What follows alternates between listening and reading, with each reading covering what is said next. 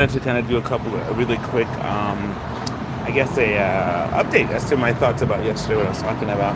I had this thing happen yesterday. Where I was kind of like listening to the thing about like Ann and Vivek, right? Vivek Ramaswamy and Ann culture. Now, why does it bother my life or anything like that? Well, it's one of the things that I had a thought about it when I started doing my video yesterday. I made a short video, really short, and tried to explain everything in like 1 minute, or what I understood to be for 1 minute. I got a chance to listen to some more. I got to listen to LFR Family and listen to his stuff and his point of view and his take on it. And that kind of really opened my eyes to a different take and understanding.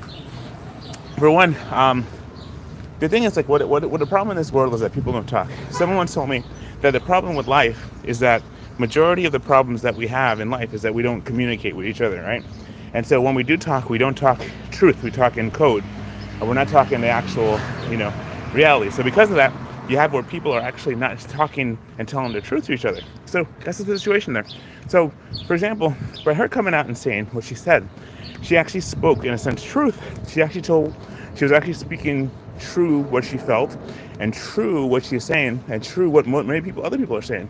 Because it's like, when you get a chance to listen to more of what she said, you have the scenario where it's like the mindset is this, that here you have it, that people are coming to listen to you, right?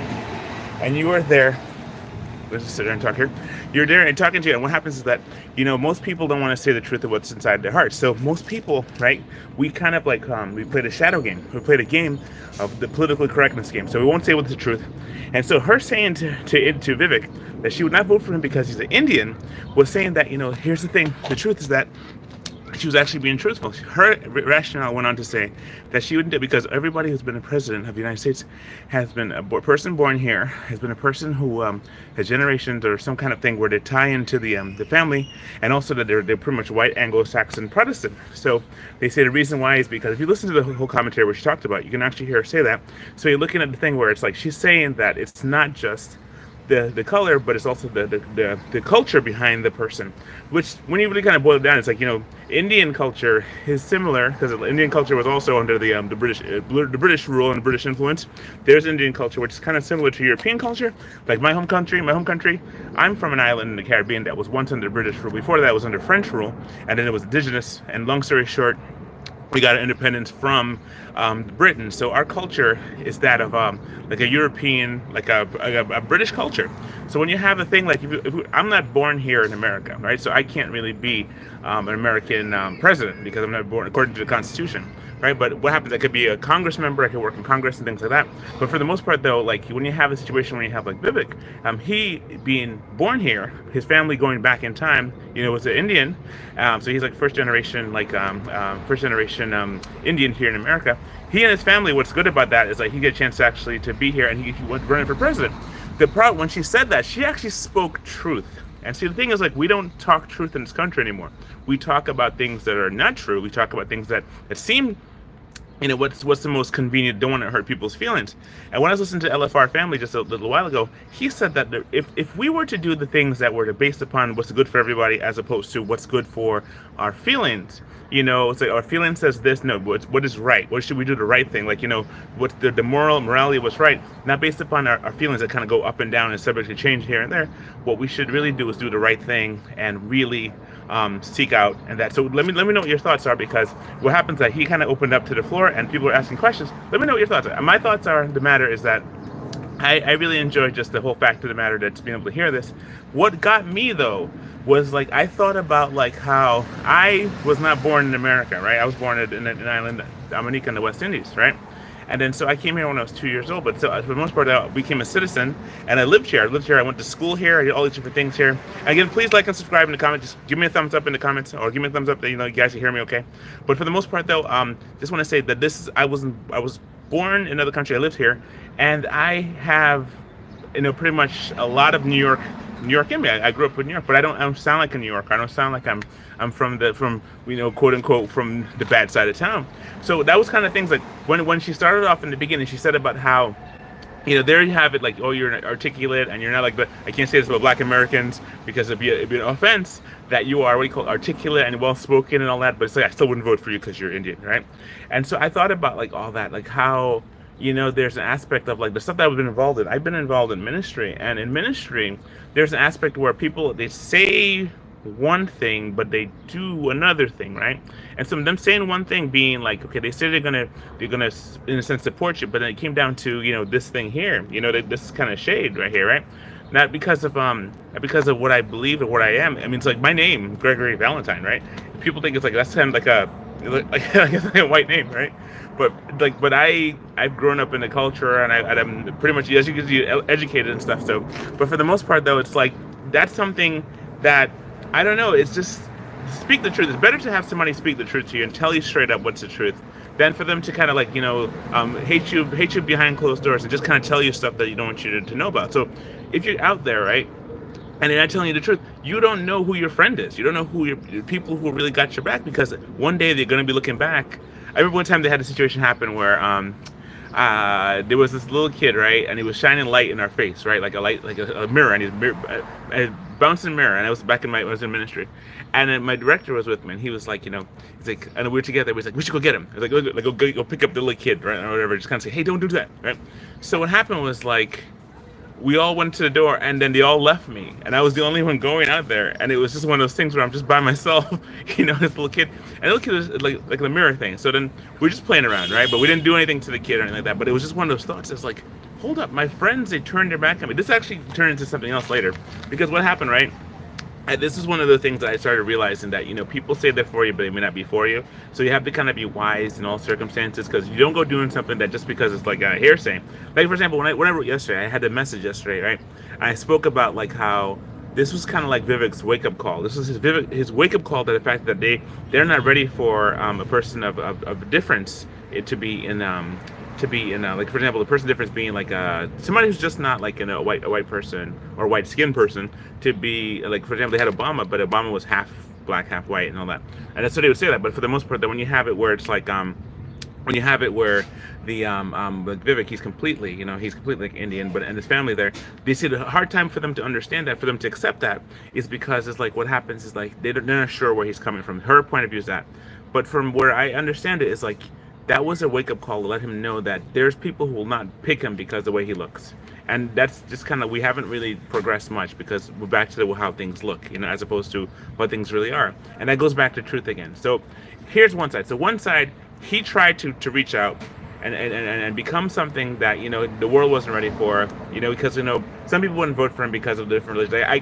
I don't know if I could vote for him because of his religious background, but then it's like, because I differ with that in his religious background. But as a person, though, I mean, we actually met Vivek. I have a video that you actually see where we actually met him, and my son got a chance to speak to him.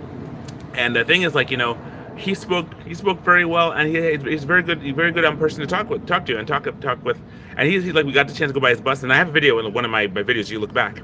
Anyway, so the thing is, but with philosophy, we have a different set of philosophies in regard to our religion and what we believe, in regards to Hinduism versus Christianity. There's a difference in that, right? And so based on that philosophy. But then the other part, though, because both countries were under British rule, for like India and Dominica, my home country, and in America, we all have a similar, in a sense, cultural philosophy. So it's not too far off. It's not too far. It's like when I met my wife and I.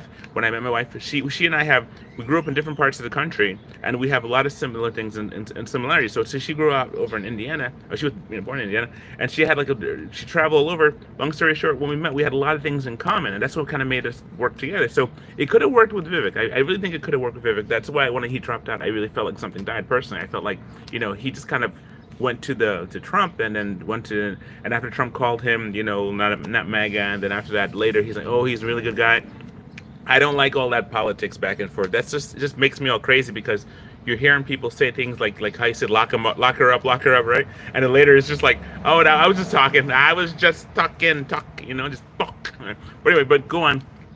Here's the thing that happens. I just want to talk about like my trip real quick, and my conclusion. But before I get to my conclusion of what I've seen before is this: it's better to speak the truth and have people actually tell you the truth and that you know where they stand. Someone said better to have somebody who hates you and you know it than somebody who pretends to like you and they really hate you. So it's kind of like a thing where you have a thing where people say about your friendship. If you have a friendship and you know that person loves you and they'll go to the 9 yards, the whole 10 yards, they'll follow you into the fire just to protect you, and that person will go for it. But you have a person that you're not too sure about. You know, you think that person, but across the ocean with them, and they realize they're actually the one trying to sabotage you. Like that, there was that movie, I forget what movie it was, but the guy was trying to sabotage, and he was always trying to sabotage, and I think it's like one of those Castle episodes, or we've been watching Monk, so that's been really cool. So now let's tell you quickly about my week. What happened? I was recruited to do a trip to a friend of mine asked me to do a trip to help her move. And so what happened was, like, I took my daughter with me, and then so it was very cool because we got a chance to do something really awesome. And I made like a couple of videos that with my animation, with my creatures and stuff like that. But for the most part, though, it was like we went from here. We did a whole new experience. It was a completely awesome experience because what happens is, like, I've driven Ryder trucks before, and I never U-Haul trucks before. I've done that before, but never this far, never this distance, right? So we had to do a trip where we helped my friend.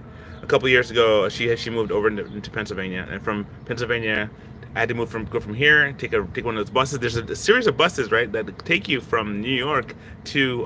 It's not like the big buses. I can't tell you all the names of it because I don't know. I get them in trouble or anything like that. But it's like one of the buses, like, you can take, and it's more like a van, and there's a van service. And as you're driving over there, they'll drop you to like a main area, and then from there they'll give you another bus. They'll bring you to exact locations, kind of like door-to-door service, which is really cool. It's kind of almost like an Uber type thing, but it's separate from that, which I think is amazing. It's a really cool thing. I mean, it actually encouraged me. I want to try that because to be like put something like that together, because I'm like strategic like that. I like the whole putting things together that is very kind of complex and like all kind of things like that. Because anyway, so long story short, it was one of those things where you have it where we did that. We went from here to there, and we had to get there the night before. And when we arrived there, we took a nap, we got ready the next day, and then we had to go to U-Haul. From the U-Haul, we had to load up the U-Haul, and it was like one of those things, it's memory lane, The friend of mine that was in there, they had to go through their storage, and they know that they can't take everything in their storage. So it was kind of like a thing where they have to kind of divide between, if you ever do a move, right, make sure by the time the movers get there that you're ready to take everything, because what happens, the movers, they don't know what is good or bad, But for the most part, though, you're able to go there and able to do different things like that. But you're ready to just pick up and go because you have a mindset what plan you want to do. But it was kind of fun because this person's my friend. This person's my friend, and so what happened? Cashless Kitchen says, "Hello, dude. Are you from the States?" Yes, I'm not from the States, but I grew up here in the States. But to go back to what I was saying before, you have this thing where. We kind of go into memory lane, and it's actually a really intense thing because when you think about how life is, you accumulate so many things. You accumulate so many things in your life, and then just for you to have to leave that must have been the most difficult thing anybody to go through. And just being there to witness my friend going through this, having to leave her stuff, all the stuff that she collected over all the years, that, my friend, was a painful experience. Because you want to take everything, but you only have a truck that can only hold so much. And remember, whatever you put in the truck, you got to take out the truck, and you have to stack it somewhere. So it's not a matter of just like, you taking something and you just throwing it out. It's a matter of this is your life, and everything in your life is about decisions and a piece of you and a piece of your soul when you put something there. So you buy something in the store. You remember, you had that good feeling about getting it. You were like, I had these shoes. Okay, I remember buying these shoes and where I was when I got it, and all the memories and when I took it about to use, And you have all those thoughts, and you have the videotapes. I think the hardest things were pretty much having to leave some of her pictures and her videotapes. Because I think the videotape stuff, I think out of all the things, that's the most like cerebral. And your pictures are something you can never get back again. It'd be so nice if we could put something together where she can like get all her stuff, I could do that. I would love to do this trip again just so I could save her from having to leave her stuff there. Because, it's going to be auctioned off. You leave it in one of those storage things, it's going to be auctioned off. That would be so good to be able to do the trip again and go over there and take everything that's there, and bring it back for her. I would love that. I don't have the money for that. That'd be something that's really cool that she would actually be blessed by, and I really think about that. That'd be kind of a cool thing to do, But anyway, so what happens is like, we did the trip, we loaded the stuff, we took many stops, we drove this big U-Haul truck, and it was like, it's not big, it was like a 15 footer. truck, and it's pretty big, when you think about that, and whenever I drive these trucks, I'm so nervous, especially when you're driving and you have other trucks that are way bigger. The 18-wheeler trucks are huge compared to your 11 foot, 15 foot, 11 foot high, 15 foot box truck that you're driving, or just a U-Haul truck that you're driving. And anyway, so what happens is we did that and we had to unload, and it was raining. It was a rain trip. So it was this was a Friday. It was a Thursday night into Thursday day into Friday, and then came back on Saturday, right? And so Saturday I had a chance to see my nephews and see my sister, and I was up in Albany. We got a chance to go up there, and they were waiting for me, and it took forever just to get the truck delivered. And so it's one of those things where when you're delivering the truck, it was one of those things where I'm just I'm so glad that this is able to happen. I was able to go and do this. And my daughter, she was really appreciative. We got a chance to have some good conversation, good talking, father-daughter time of talking about what it was like to go through the situation of this adventure of driving a car and then driving such a distance, because it was in the first part, my wife Amy had to put together the trip and get me the reservation so I could go do that. We had to pay for the reservation, so we got there to York, over to Pennsylvania, and then York, Pennsylvania, and then from there you have to be able to have friends put together the scenario where you're going to stay and where you're going to sleep. And we thought I was going to camp out, so bring a tent or something like that. But it said, no, praise God, it worked that way. I didn't have to camp out, and got a chance to actually be in a location where it's inside of a house. And then after that was we get the next day we went and got the U-Haul, and then the U-Haul was we forgot to get the hand truck, so we had to go and then come back and then go back and get the hand truck. And then and we had only 355 miles we could do for the whole time. Otherwise they charge you a dollar extra for every mile that you go. So that's something there. You got to be very mindful of that. You're not trying to do any joyriding or any further out. So it's hello. And then so what happens is I have a thing where it's the thing says pretty much we went there and did that, and then having to take my nephews went with me, and then we went there and we had some good time just talking. I saw my sister, which is really cool. Kind of get a chance to see my sister too often because we're here in the city and she's upstate. And anyway, so after that next day, the same day, later that same day, we had to take the Greyhound bus, and the Greyhound bus was the guy was late, and then somebody else, and then we're on the bus, and it was, I'll give you a shout out, hey, shout out. And so what happens is I give you a shout out, and then so what happens is that you have it where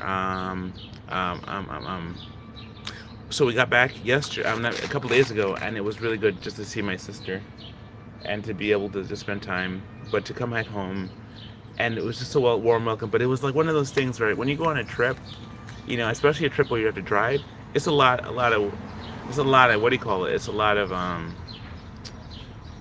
work, and it's a lot of work to do that. Hello, greetings from Poland.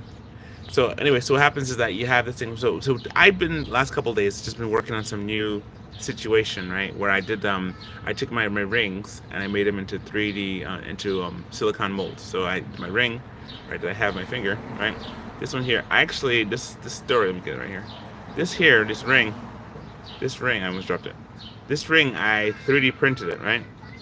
And what happened was I wanted, this is what kind of started the whole masking tape thing for me, was because I had the mindset of I was using Blender, and I was using a lot of Blender animation, and I did it for many years, and then I said to myself, I need to make something with the Blender, because it's just, what do you call it, it's just it's just one of those things where you make something in a computer, you can't touch it. So I got to Blender where I was able to make something. This is a ring that I 3D printed. I made from the Blender using the software itself, and then I make this. So this is actually from my mind to concept of that. And this was the idea that I wanted to be able to mass produce rings and be able to do that, because I was saying to myself, what are you gonna do with a 3D printer, right? So, it's all around the same time where I started doing the masking tape stuff, but I learned through Marcos Makes. Marcos Makes is the one who had the making dinosaurs. He's always making Jurassic Park dinosaurs and stuff like that. If you look him up, Marcos Makes. And so what happens in my situation was when I saw that, I said to myself, I want to make something with my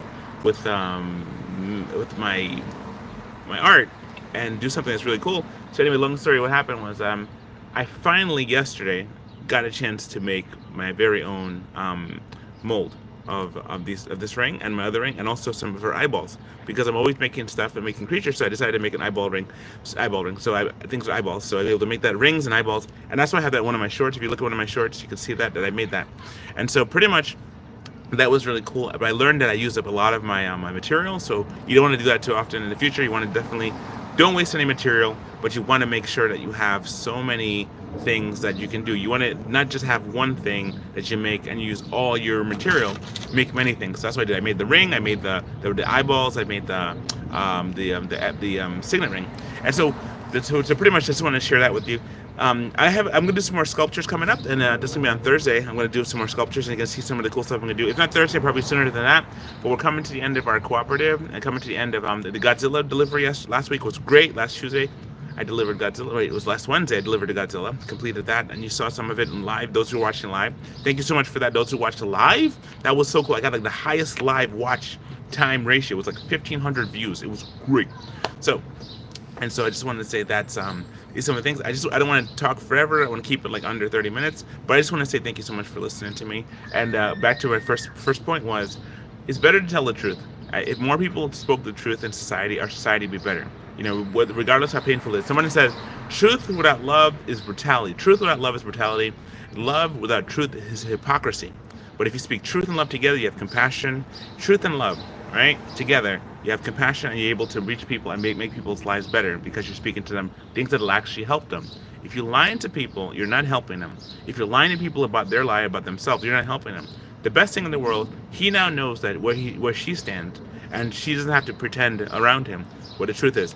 The second part is that my trip was wonderful. I thank God for it. And the last one was that I'm continuing to make some good stuff with masking tape.